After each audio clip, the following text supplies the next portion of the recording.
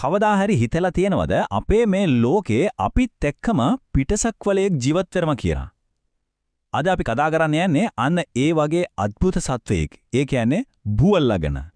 හිතන්නකෝ පිටසක්වල ජීවීන් දැනටමත් මේ පෘථුවියේ ජීවත් වෙනවා නම්. මේක ඉතින් සියවස් ගාණක් තිස්සේ අපිව කල්පනා කරපු ප්‍රශ්නයක්. ඒත් මොකද හිතන්නේ? ඒකට උත්තරේ තියෙන්නේ හාස්‍ය නෙවෙයි නම්. ඔව් සමහර විට ඒ උත්තරේ තියෙන්නේ අස්සේ නෙවෙයි අපි තාමත් හරියටම දන්නේවත් නැති අපේම ගැඹුරු මුහුදේ වෙන්න පුළුවන්. ඉතින් කවුද මේ අභිරහස පිටිපස්සේ ඉන්න ප්‍රධාන සැකකරුව? හරි අපි දැන් මේ ගැන හොයලා බලමු. ඔව් මේ අමුතු ටිකක් අద్భుත පෙනුමක් තියෙන බූවල්ලා තමයි අපේ කතාවේ ප්‍රධාන චරිතය. බැලුබැල්මටම හරිම වෙනස් නේද? හොඳයි. ඉතින් මොකක්ද මේ සතාව මෙච්චරටම පිටසක්වලයක් වගේ කරවන්නේ? අපි මුලින්ම බලමු එයාගේ මනස දිහා. මොකද ඒක ඇත්තටම වෙනස්ම ලෝකකින් ආපු එකක් වගේ තමයි. මෙතනදී අපි කතා කරන්නේ නිකම්ම බුද්ධියක් ගැන නෙවෙයි විස්මිත බුද්ධියක් ගැන. ඒ කියන්නේ ගැටලු විසඳන්න, මෙවලම් පාවිච්චි කරන්න, හරිම සංකීර්ණ හැසිරීම් රටා පෙන්වන්න පුළුවන් මට්ටමක්. මේ වගේ දෙයක් සාමාන්‍යයෙන් වෙන සත්තුන්ගෙන් දකින්න ලැබෙන්නෙම නැති තරම්. බලන්නකො මේ දේවල් දිහා. බූවල්ලන්ට බෝතල් මූඩි අරින්න පුළුවන්, වෙනත් සත්තුන්ගේ කටු ආයුධ විදියට පාවිච්චි කරන්න පුළුවන්. ඒ වගේම තමන්ගේ වටපිටාවත් එක්ක පුදුම හිතින විදියට ගනුදෙනු කරනවා. හරි. දැන් අපි මනස පැත්තෙන් පොඩ්ඩක් අයින් වෙලා ශරීරය දිහා බලමු. මෙන්න මේක තමයි කතාවේ තවත් පුදුම හිතනම කොටසක්. ඔව් එකක් නෙවෙයි දෙකකුත් නෙවෙයි හදවත් තුනක්. ඒ විතරක් නම් හරි. අපේ ලේ රතු පාටයිනේ. මොකද ඒකේ යකඩ තියෙන නිසා. ඒත් බූවල්ලේ ගෙලේ නිල් පාටයි.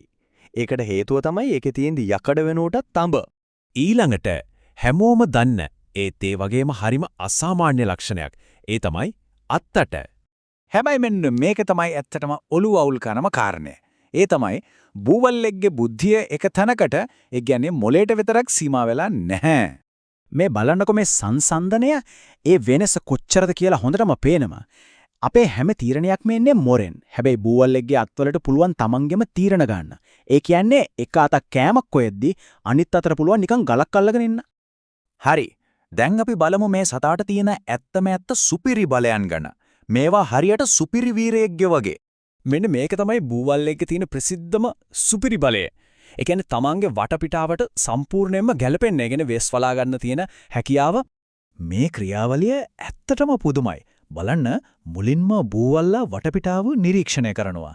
ඊට පස්සේ මොලේයි සමයි අතරේ ක්ෂණිකව sannivedanayak වෙනවා.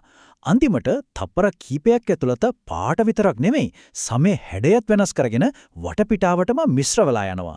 හරියට මැජික් එකක් වගේ නේද? විද්‍යාඥයින් පවා මේ හැකියාව ගැන තාමත් පුදුම වෙනවා. ඉතින් මේකෙන්ම අපිට පේනවා බූවල්ලන්ගේ පරිණාමීය ගමන් මඟ අනෙත් හැම සතෙකුටම වඩා කොයිතරම්නම් වෙනස්ද කියලා. හොඳයි. ඉතින් මේ හැම සාක්ෂියක්ම එකතු කරලා බැලුවම අපිට එන්න පුරුවම අවසන් නිගමනය මොකක්ද? මේ සංසන්දනයෙන් හැමදේම පැහැදිලි නේද? ගොඩබිම ජීවත් වෙන අපිට හුරුපුරුදු ජීවි සැලැස්ම එක්ක බලද්දි බූවල්ලාගේ ශරීරය සම්පූර්ණයෙන්ම වෙනස්. ඇත්තටම මේ සතා දිහා බලද්දි ජීවය කියන්නේ මොකද්ද, බුද්ධිය කියන්නේ මොකද්ද කියන එක ගැන අපි මෙච්චර කල් දන්නවා කියලා හිතාගෙන හිටපු දේවල් ගැන ආයෙත් සැරයක් හිතන්න වෙනවා. ඉතින් අවසාන නිගමනය තමයි බූවල්ලා කියන්නේ තරු අතරින් ආපු පිටසක්වලයක් නෙවෙයි. ඒත් මේ පෘථිවියේම ජීවයේ සම්පූර්ණයෙන්ම වෙනසත් එකින් පරිණාමය වෙච්ච පිටසක්වලයක් වගේ. ඉතින් හිතන්න අපි තවමත් නොදන්න කොයිතරම් රහස් මේ ගැඹුරු මුහුදේ හැංගිලා ඇතිද? සමහර විට අභිරහස් අතරින් තියෙන අద్භූතම සහ විස්මිතම සත්වයා බූවල්ලා වෙන්න පුළුවන්.